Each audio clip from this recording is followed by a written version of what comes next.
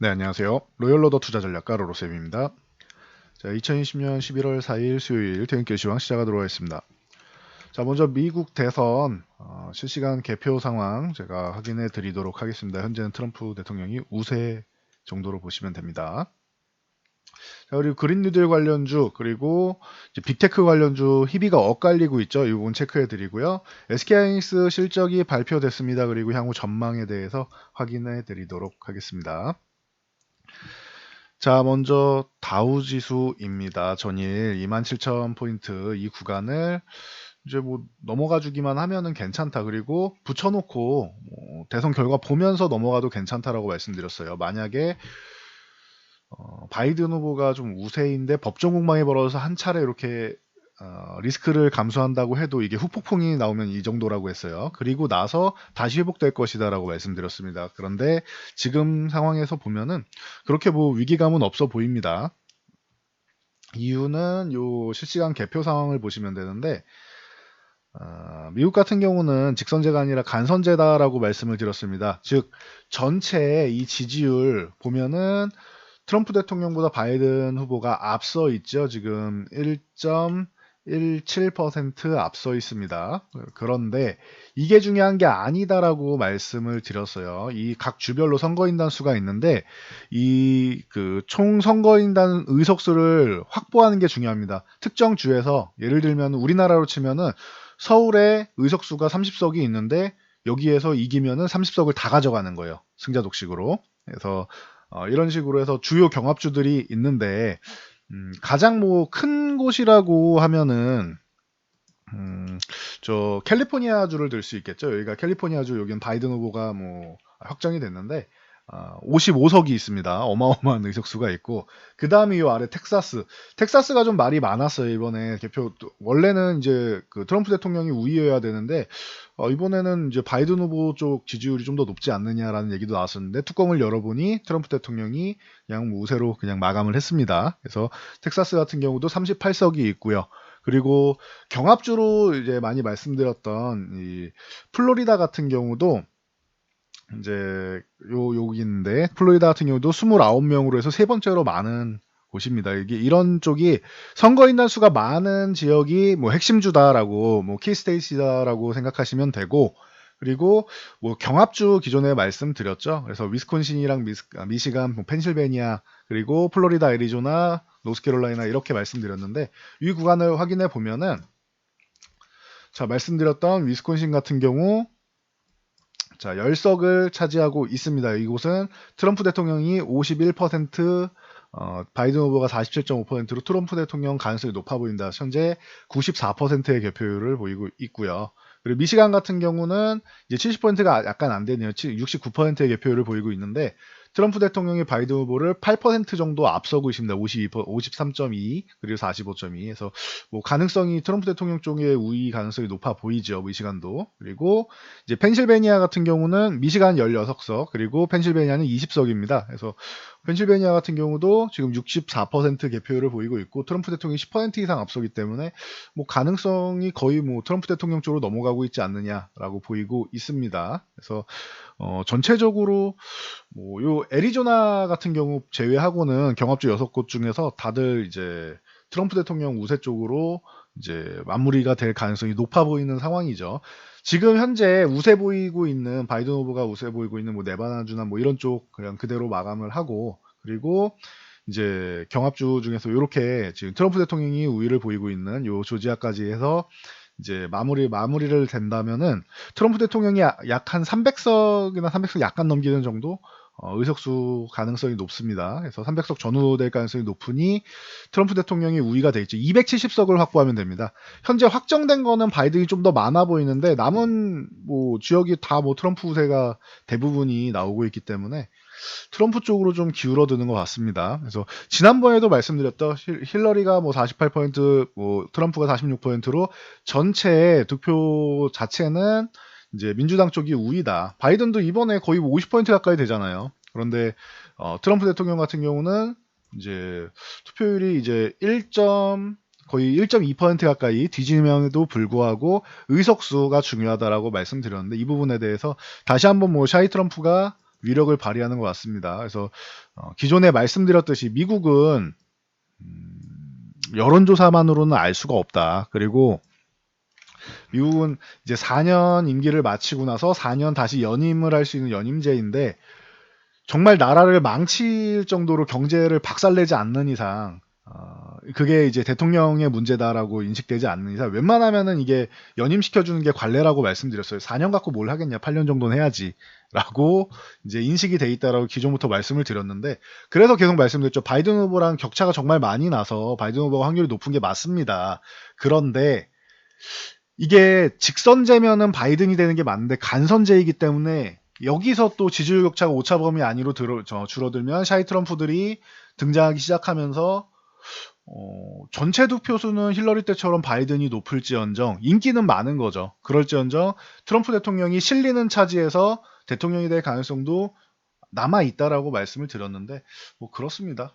미국인들이랑 우리나라랑은 이제 인식이 다르다라고 말씀드렸어요. 사상이 다르기 때문에 우리나라는 대통령 임기 끝날 때쯤이면은 기분 좋게 마무리되신 분들이 많지는 않은 것 같아요. 그런데 미국 같은 경우는 어찌됐건 한 번 정도는 연임을 해주는, 트럼프 대통령에 대한 불만도 많죠 당연히 미국에서. 그럼에도 불구하고 한 번 정도는 연임을 해주는 이 정도 관례대로 지금 넘어갈 가능성이 굉장히 높아 보입니다. 그래서 특별히 변수가 없는 이상 트럼프 대통령이 연임한다라고 보시면 될 것 같습니다. 참고하시고요. 그래서 다우지수 같은 경우는 27,000포인트 위쪽으로 쭉 올라와서 양봉 하나 그려준 거, 미리 올라와 준 거 굉장히 좋죠. 그러면은 여기서 지금 뭐 좀 잠깐 뭐 흔들림이 있거나 아니면 위쪽으로 한 번 더 가거나 뭐 다 상관없습니다. 바이든이 되던 트럼프가 되던 우리나라에는 사실 트럼프가 되는 게 좀 부담이 될 수는 있어요. 중국 압박하면서 우리 샌드위치처럼 껴있잖아요. 그런데 대신 기업적인 측면에서 삼성이라던가 일부 기업들은 반사이익을 얻는 것들이 있다. 중국의 그 제조 2025 제조굴기 이 부분을 트럼프가 지금 묵사발을 내버렸죠. 그러면서 이제 우리나라 기업들 자체에서는 좀 수혜를 보는 기업들이 나올 수 있다. 그럼 우리나라 테크 기업들은 양호할 수 있습니다. 그 대체 뭐 대표적으로 삼성전자가 가장 크게 화웨이를 대체하는 기업입니다라고 말씀을 드렸듯이 그 관련된 관계사들, 부품사들 다 수혜를 보는 거다라고 생각하시면 돼요. 그러면은 이게 그렇게 나쁜 게 아니다. 그리고 화웨이 제재하고 하면서 우리나라 뭐 D램 부분에 메모리 부분에 영향을 미치는 거 아니냐라고 하신 분들, 단기적으로는 영향을 미칠 수 있다라고 분명히 말씀을 드렸습니다. 하지만 화웨이가 없어졌다라고 치면은 그 수요가 없어지는 게 아니잖아요. 회사가 없어지는 거지. 그럼 이 수요는 어디로 가요? 그럼 대체 상품으로 가는 거예요. 삼성전자로 가고 LG전자로 가고, 그리고 뭐 샤오미, 중국 기업으로도 가겠죠. 샤오미, 뭐 오포, 비보 이런 데로 가는 거예요. 그러면은 다른 쪽으로 이제 뭐 이제 수출되는 부분이 바뀌고 하는 것뿐이지, 이제 수요가 다른 쪽으로 수요가 생성되는 거고 그 과정에 과도기가 있겠죠. 그래서 과도기적인 측면에서 이 부분에 대해서 우려감은 있지만 수요가 없어지는 게 아니다라는 거. 수요는 그대로 있어요. 여러분이 화웨이 제품 아니라고 스마트폰을 안 사거나 전자제품을 안 사거나 그러지는 않는단 말이지요. 그러니 이 부분에 대해서는 다시 한번 말씀드리겠습니다. 우리 나라 자체 외교적인 입장에서는 조금 유한 민주당 쪽이 유리할 수는 있는데, 어찌됐건 바이든이 되건 트럼프가 되건 둘 다 미국을 위한 미국 대통령이지 우리나라 대통령이 아니죠. 그러니 우리나라에 엄청나게 뭔가 수혜를 고의적으로 가져다 들려고 하지는 않습니다. 본인들 이익을 위해서 우리가 반사이익을 얻을 수 있는 쪽을 찾아가는 게 중요한 것이죠. 그래서 이렇게 말씀드리면 될 것 같습니다. 그래서 다우지수는 회복 보이는 게 지금 뭐 양호하게 보인다. 그리고 당선되면 당연히 주가 부양을 목표로 하기 때문에 트럼프 대통령이 3만 포인트 넘어서 다우지수는 3만 시대에 열려고 노력을 할 겁니다. 여러 가지 정책을 펼치겠죠. 지난번에도 과거에도 여러 번 말씀드렸는데 우리나라는 이 주식시장에 대해서 그렇게까지 뭐 기업에 대해서 그렇게까지 뭐 우호적이지는 않아요. 그래서 현재 우리 문재인 대통령께서도 당선되자마자 제일 먼저 법인세 인상하고 뭐 이런 부분, 기업에 부담을 주는 부분을 많이 정책을 펼쳤는데 트럼프는 법인세 인하, 정책이 정반대죠. 그래서 이렇게 보시면 될 것 같습니다. 기업들, 미국 기업들에는 특히 빅테크 같은 경우에는 바이든이 규제를 하겠다라고 했는데 그 부분에 대해서 조금 완화되면서 이제 뭐 나스닥이나 뭐 이런 전체적으로 좀 긍정적으로 작용할 수 있습니다. 그래서 나스닥이 조금 최근에 바이든 후보 쪽이 이제 우세를 보이면서 조금 약한 모습을 보였었는데 물론 약하다라고 해도 기존에 워낙 강했기 때문에 약하다는 거지 다우지수처럼 이 1600을 이탈하거나 하는 그런 정도의 약함은 아니에요. 다보다는 강합니다. 그래도. 그래서 그동안 강했던 거에 비하면은 길을 못 편다 정도였는데 뭐 양호한 것 같습니다. 나스닥은 그러면은 오늘은 다우도 다운데 나스닥이 좀 더 좋을 가능성이 높겠죠. 바이든이 아닌 트럼프가 된다라고 하면. 그래서 참고하시면 될 것 같습니다. 그리고 그린리들 관련주는 약간 부담이 될 수 있다. 이 부분 잠시 후에 다시 한번 말씀드릴게요. 자, 그렇게 해서 우리나라 지수 같은 경우 오늘 뭐 미국 그 대선 눈치 보면서 뭐 플러스 마이너스 왔다 갔다 하면서 그냥 좀 쉬어가는 구간을 만들었습니다. 그리고 2300 중반 정도에서 한번 걸릴 수 있다라고 말씀드렸는데 수급적으로도 좀 쉬어가는 관망세가 연출됐습니다. 그래서 외국인들이 소폭 매도를 했는데 이 부분은 뭐 기관에서 매수를 하고 이거는 기관 중에서도 다른 기관이 아닌 금융투자는 프로그램 영향력도 높고 그래서 단기적으로 청산하는 부분도 많아서 이거 크게 뭐 신뢰하지 않아도 된다. 그냥 외국인 물량 받아주고 개인 물량 받아준 정도 수준이다라고 생각하시면 됩니다. 그래서 차익거래 쪽에서 좀 매수 쪽이 좀 들어왔는데 참고하시고요. 그래서 뭐 오늘은 그냥 관망 수급 정도로 보시면 돼요. 대신 기관이 이제 투신 같은 경우는 이제 코스닥 매수 들어오는 건 굉장히 좋죠. 그동안 투신하고 사모펀드하고 뭐 연기금에서 좀 이제 부담을 많이 줬었는데 일부 매수가 코스닥은 기관에서 매수가 들어오면 좋습니다. 외국인 매수 좋긴 한데 외국인은 코스닥에 어마어마한 관심을 갖지는 않아요. 큰 자금은 코스피 쪽에 들어가지 큰 자금은 코스닥에 들어오지는 않습니다. 그래도 어느 정도의 가능성 있는 종목들은 이제 뭐 관심을 가질 수는 있겠죠. 그래서 큰 자금은 코스피 그리고 작은 자금이 코스닥이다 생각하시면 되고 대신 기관은 돈이 별로 없기 때문에 그리고 코스피 시장은 본인들이 드리블을 할 수가 없어요. 외국인들한테 파워게임에서 밀린단 말이죠. 그래서 본인들이 안정하게 드리블할 수 있는 코스닥 시장 쪽에 기관이 이렇게 발을 담그기 시작하면은 코스닥은 좀 더 긍정적으로 움직일 가능성이 충분히 있다라고 보시면 됩니다. 그래서 지금 기관 매수가 이렇게 수급이 조금 살아난다라는 것은 긍정적이다. 그리고 이게 연속적인 수급이 들어오는 게 중요하다고 했어요. 한 번 들어오는 게 아니고. 그래서 조금 추이를 살펴볼 필요가 있습니다. 그래도 우리나라 뭐 코스닥 같은 경우 변곡점이 왔습니다라고 말씀드린 다음에 지금 그래도 잘해주고 있죠. 최소한의 와줄 건 다 왔어요. 21선까지 왔고 800 한 40에서 50 정도가 뭐 중요한 구간이다라고 했습니다. 여기 구간을 넘어가면 다시 한번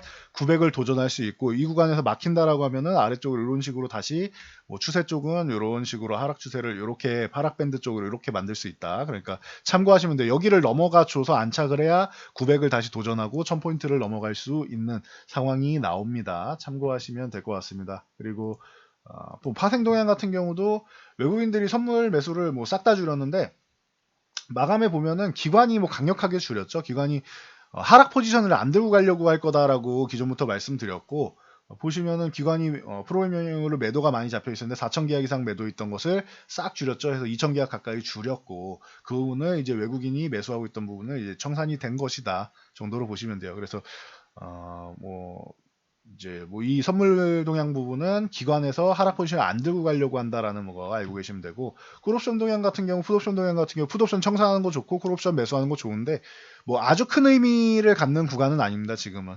그래서 기존에 말씀드렸듯이 만약에 2300 중반 중후반 요 구간 한 2300 한 7, 80 정도 구간을 넘어간다라고 하면 그런 7, 80을 넘어간다라고 하면 그러면은 위쪽을 열어줘야지만 2400을 넘어갈 수 있는 거고 근데 그냥 넘어간다라고 하면 다시 한번 밀리게 돼 있어요. 2400 한 중반 전후까지 중반 중후반까지 다시 밀리게 돼 있습니다. 그러니까 뭐 지금 오늘 콜옵션 일부 매수 뭐 풋옵션 일부 매도 이거는 큰 의미를 갖지 않는다. 지금 관망세 쪽에서 주식을 매도했으니까 이 정도면 한 중립 정도 차지했다라고 생각하시면 될 것 같아요. 그래서 오늘 수급은 미국 대선을 앞두고 좀 중립 정도. 근데 나쁘지 않다라고 보시면 돼요. 아, 역시 주가는 부양하겠구나. 그리고 우리나라 뭐 과하게 좀 조정을 받았기 때문에 반등이 나오겠구나 정도로 보시면 되고요.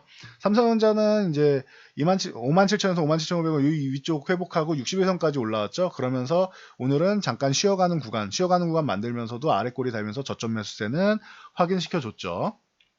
자, 그리고 오늘 봐야 되는 종목은 이제 SK하이닉스가 실적이 발표되고 컨퍼런스 콜까지 있었는데 매출 같은 경우는 뭐 긍정적으로 발표됐습니다. 그래서 이제 그 기존에 이렇게 예상치랑 같이 보여드릴게요. 예상치 같은 경우는 이제 매출이 7조 8천 뭐 142억 정도로 예상되는데 8조 1,187억입니다. 그러면 약간 상회를 했다라고 생각하시면 돼요. 매출액은. 그리고 영업이익 같은 경우도 1조 이제 뭐 다시 한번 뭐 1조를 넘었죠. 지난 분기에 이어서. 그래서 1조 2,535억을 예상돼 있었는데 1조 2,996억이니까 이것도 아주 소폭 예상치를 상회한 정도 되죠. 그래서 뭐 실적이 나쁘지 않았다 정도로 보시면 되고 이게 이유는 서버용 D램 부진이라고 말씀드렸어요. 서버 D램 같은 경우는 이제 진작부터 말씀드렸고 4분기까지는 그렇게 썩 뭐 좋지 않을 수 있다 미리 말씀드렸고 평균 가격 판매 가격이 한 7% 정도 하락을 보였습니다. 그래서 이 부분이 4분기까지 조금 부진할 것이다 라고 수차례 말씀을 드렸고 그리고 내년 1분기면은 안정이 된다. 그리고 2분기에는 반등이 나온다. 그래서 지금 서버 디램 4분기에 이제 안 좋은 거는 미리 선반영이 다 돼 있다라고 말씀을 드렸어요. 그래서 1, 2분기 정도에 안정화되고 반등 나오는 요 가능성, 이 부분에 대한 기대감이 아마 연말부터 들어올 가능성이 높다라고 꾸준히 언급드렸으니까 참고하시면 될 것 같아요. 그래서 양호했고 대신 뭐 좋았던 거는 이 실적을 선방할 수 있었던 것은 이제 모바일 시장 그리고 그래픽 신규 수요 일부 컨슈머 수요 쪽으로 해서 확대돼서 지난 분기 대비해서 출하량이 4% 증가했다라고 합니다. 그러면서 이제 뭐 계절적 요인으로 4분기에는 이제 서버 디램은 기대감이 좀 낮지만 이제 소비 시즌이죠. 소비 시즌이라서 이제 모바일 수요 강세랑 이제 PC 수요가 이제 꾸준히 좀 나올 수 있으니까 이 부분 참고하시고요. 시장 상황에 따라서 앞으로 이제 시설 투자 추가적으로 할 수 있다라고 합니다. 그러니까 뭐 이건 자연스러운 거죠. 내년에 소부장 쪽 이제 투자 뭐 충분히 할 수 있다라는 얘기는 진작 말씀드렸으니까 이 부분에 대해서는 뭐 의심할 필요가 없는 것 같습니다. 그래서 반도체 소부장 뭐 어제에 이어서 열심히 오늘도 좀 반등이 잘 나왔다라고 보시면 될 것 같습니다. 참고하시고요.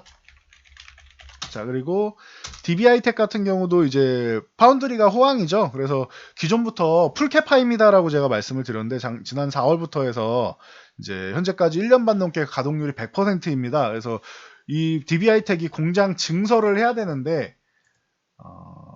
제가 DBI텍 전에 한번 따로 이제 영상 올려드린 적 있죠. 이게 굉장히 이제 부채가 많았었는데 이 부채를 드디어 다 탕감하고 돈을 벌기 시작했다.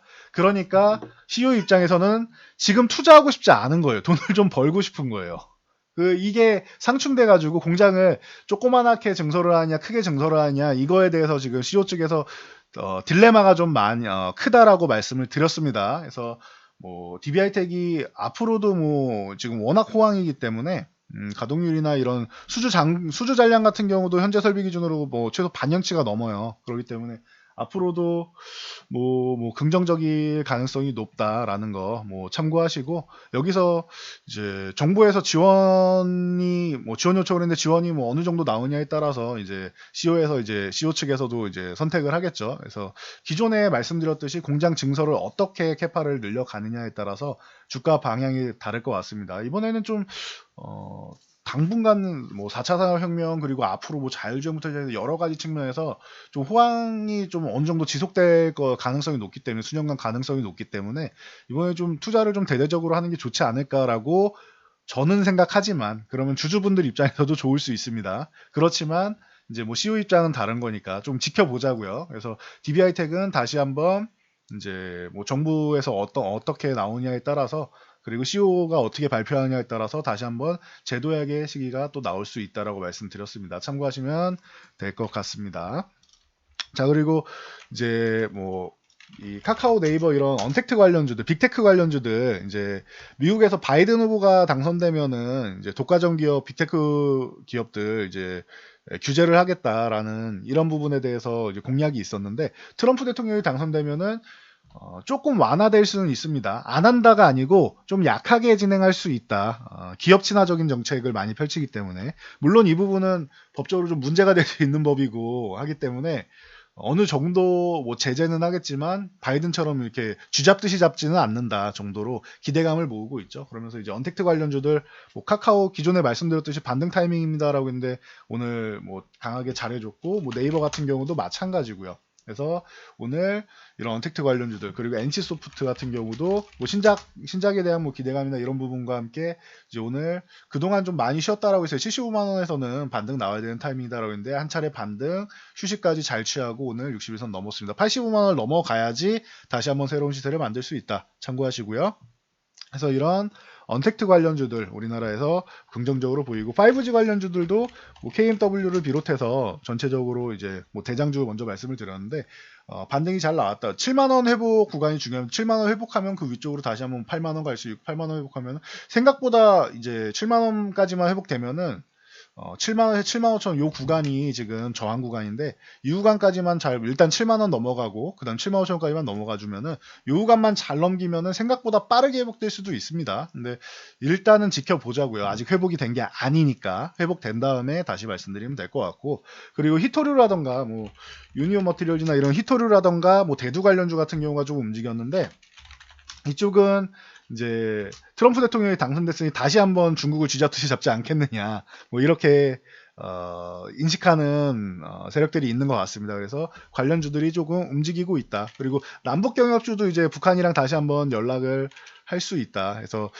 이런 부분이 좀 긍정적으로 작용을 했고 이인영 통일부 장관께서도 남북 연락 채널 복원이랑 판문점 내 자유왕래 그리고 이산가족 상봉 같은 경우도 판문점 뭐 이렇게 제안을 했다라고 합니다. 그래서 뭐 이런 뭐 그 경협주 같은 경우들이 뭐 잘 움직였죠. 그래서 아난티 같은 경우도 뭐 반등이 나왔고 디아티아 같은 경우는 뭐 항상 뭐 이렇게 좀 탄력이 좋은 종목이죠. 그래서 위쪽으로 또 올라왔다라고 보시면 될 것 같습니다. 그리고 대신 이렇게 되면은 그린 뉴딜 관련주 같은 경우는 조금 부담이 될 수 있습니다라고 말씀드렸습니다. 그래서 전체적으로 뭐 2차전지 수소차 잠깐 쉬어가는 수소나 뭐 2차전지 쪽 그리고 전체적으로 태양광이라든가 풍력 이런 쪽이 조금 쉬어가는 모습을 보였는데 기존에 이거는 미리 말씀드렸죠. 대선 전에 바이든 후보가 아무리 강세여도 미국 대선은 간선제이기 때문에 확신할 수는 없다. 유리한 건 맞지만 지지율은 더 높을 거라고 생각된다. 하지만 확신할 수는 없으니 그 전에 조금 뭐 비중 조절을 하든지 정리하는 것도 방법이 될 수 있다라고 말씀을 드렸습니다. 그러니까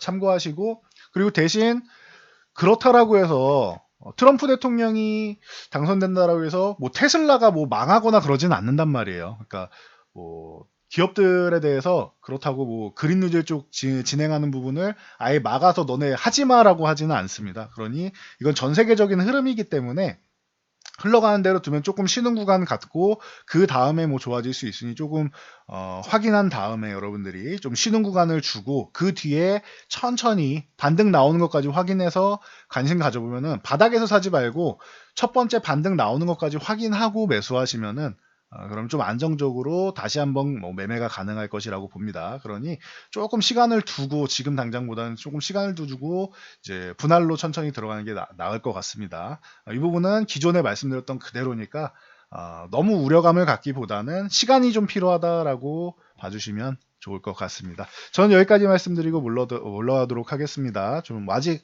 뭐 개표 결과가 끝난 건 아니니까 끝까지 뭐 긴장을 늦추지 않고 봐야겠지만 현재 뭐 가능성이 뭐 트럼프 쪽으로 기울고 있다라는 것 뭐 소식 전해드리면서 오늘 마무리하도록 하겠습니다. 영상이 도움되셨다면은 좋아요와 댓글 그리고 알람 설정해 주시면은 지금 월요일부터 목요일까지 진행되는 이 기본적으로 제공되는 이 퇴근길 시황 외에도 추가적인 종목이라던가 뭐 섹터별 정리 영상을 받아보실 수 있습니다. 시의성 있는 것이니 알람 설정하시는 게 유리하시겠죠. 자, 영상 잘 참고해서 모두 안전 투자하시기 바랍니다.